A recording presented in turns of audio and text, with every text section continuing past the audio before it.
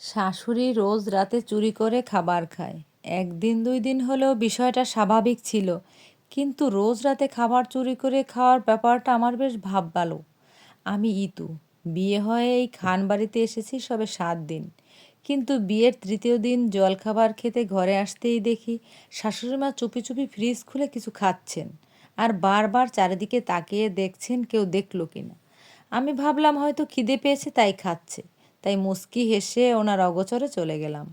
কিন্তু পরের দিনও এই একই ঘটনা দেখলাম। এইভাবে আজ পর পর 4 দিন, তবুও দেখি উনি লুকিয়ে খাবার খাচ্ছে, অথচ সবার সাথে বসে উনিও খাবার খায়। আজকে রাতে তো আমি নিজে দাঁড়িয়ে থেকে ওনাকে পেট ভরে মাংস ভাত খাইয়েছি, কিন্তু তবুও রাতে এইভাবে উঠে কেন খাচ্ছে? মনের মধ্যে নানা রকম প্রশ্ন জেগে উঠল। তাই অত না ভেবে মনে মনে ঠিক করলাম শাশুড়িমাকে সরাসরি জিজ্ঞেস করব উনি কেন এমন করেন। আর খিদে পেলেই খেতে পারেন, তাতে কোনো সমস্যা নেই, কিন্তু লুকিয়ে খাচ্ছেন কেন? আমি রান্নাঘরের দিকে পা বাড়াবো, তখনই পেছন থেকে আমার স্বামী হাবিব আমার হাত ধরে বলে, কি করছো তুই এখানে? আমি তোমাকে কখন থেকে খুঁজছি, চলো। আমি এই সব কিছু বলতে গিয়েও বলতে পারলাম না। পরের দিন সকালে আমি আমার বাবার বাড়িতে গেলাম। সব ঠিক থাকলেও ঘটনাটা আমার মনকে বারবার অশান্ত করে তুলছিল।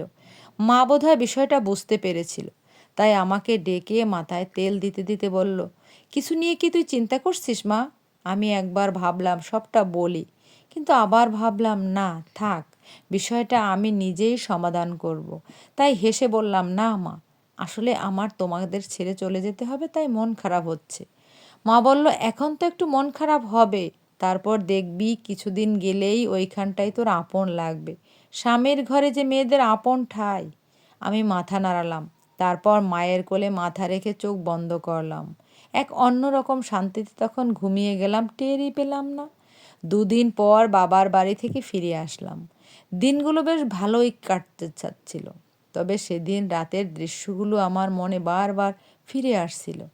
অবশেষে একদিন সাহস করে আমার বড় জায়ের কাছে কথাটা তুলে ফেললাম, ভাবি, আপনি কিছু মনে না করলে আমি কিছু একটা বলতে চাইছিলাম। ভাবি বললেন, কি বলবে বলো, তুমি আমাকে নিজের বোনের মতোই ভাবতে পারো। আমি ধীর স্থির হয়ে বললাম, ভাবি, মা রোজ রাতে ফ্রিজ থেকে লুকিয়ে লুকিয়ে খায়। একদিন দুই দিন হলে তাও হতো, কিন্তু... ভাবি আমার কথা শুনে মুচকি হেসে দীর্ঘশ্বাস ফেলল। ওটা আসলে খাওয়ার জন্য নয় তো, ওনার এক মানসিক অসুখ আছে, বাইরে থেকে বোঝা যায় না। ডাক্তাররা বলেন ওটা এক ধরনের ফুড অ্যাংজাইটি, মানে সবসময় মনে হয় খাবার শেষ হয়ে যাবে, তাই লুকিয়ে খাবার খুঁজে বের করে খান, অথচ আসলেই কিছুই খান না, বরং এমন অভিনয় করেন যেন গোপনে ভুরুভোজ করছেন। আমি অবাক হয়ে বললাম, কিন্তু এমন কেন হলো? ভাবি মাথা নিচু করে বলল, অনেক ডাক্তার দেখানো হয়েছে, ওষুধও খেয়েছেন, কিন্তু পুরোপুরি সারেনি। ছোটবেলায় ভীষণ অভাবে বড় হয়েছেন তিনি, সেই ভয়টা আজও মনের মধ্যে বেঁচে আছে। কথাটা শুনে মুহূর্তে বুকটা হু হু করে উঠল আমার। মনে মনে শাশুড়ি মায়ের জন্য ভীষণ মায়া লাগলো। তার চোখে মুখের লুকানো আতঙ্ক যেন এখন স্পষ্ট দেখতে পাচ্ছি আমি। মনের অজান্তেই চোখ থেকে এক ফোঁটা জল গড়িয়ে পড়ল।